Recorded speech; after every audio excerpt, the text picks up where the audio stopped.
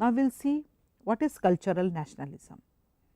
In India, cultural nationalism is synonymous with Hindu nationalism, as no other pan Indian ethno religious group could emerge either in colonial or post colonial India. As to the accurate origin of Hindu nationalism in India, it is difficult to mark out which particular revivalist organization or personality has pioneered it. But one sure thing is that the proponents of Hindu nationalism, without any exception, would rally behind the idea that India is an organic nation with a monolithic Hindu identity.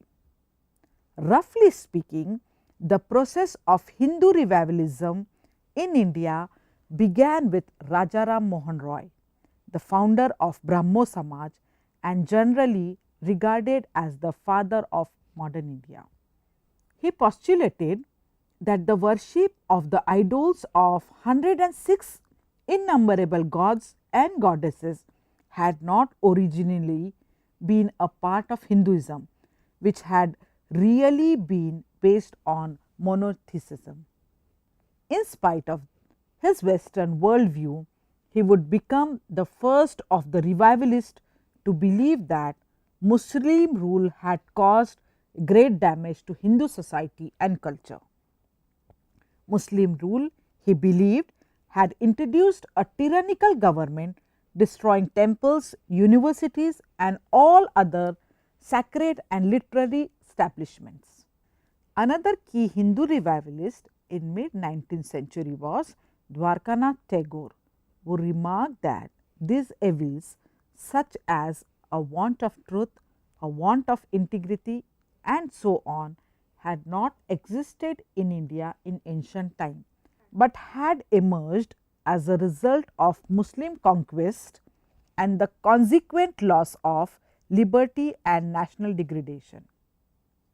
Another Hindu revivalist worth mentioning of this age was Swami Dayanand Saraswati, the founder of Arya Samaj and who was also preeminently known for his revivalist saying, "Back to the Vedas." Dayanand asserted that the Vedic religion was superior to all other religions, including Christianity and Islam.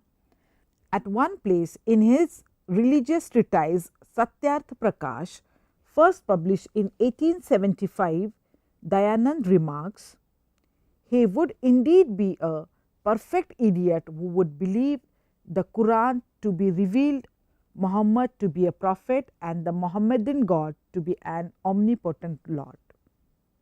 In the same queue comes next the most versatile literary personality of 19th century Bengal, Bankim Chandra Chatterjee, who was also regarded by many as the creator of Hindu nationalism. He made his most powerful contribution to nationalist lore through his poem Bande Mataram, depicting the motherland virtually as a Hindu goddess. In his essays as well as novels, he uses Hindu and Indian as synonymous terms, implying that Muslims were aliens. He was followed by a horde of literally nationalists in all vernaculars. For instance, Bharatendu Harshchandra Pratap Narayan Mishra and Radha Charan Goswami as the pioneers of modern Hindu literature in mid and late 19th century. Bal Gangadhar Tilak refers to the destruction of temples undertaken by Muslim invaders and rulers and ascribes their success to the prevalence of certain weaknesses among the Hindus.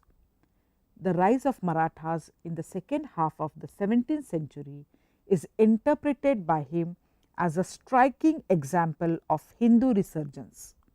He also refers to the evil influence of certain pernicious Muslim customs such as the parda and emphasizes that while Hindus had changed their social outlook for the better in modern times, the Muslim had remained as fanatical as ever.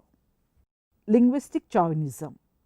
The growing community consciousness among the Hindus found a powerful expression in the demand for the replacement of Urdu by Hindi, both as the language of courts and as the medium of instruction in the primary schools of UP. When the government decided in 1837 to replace Persian by English and the vernacular of a province, it had decided in favor of Urdu in the northwestern province and Could under the impression that it was the dominant vernacular there. This was, however, not acceptable to large section of the Hindu elite who started a strong agitation in favor of Hindi.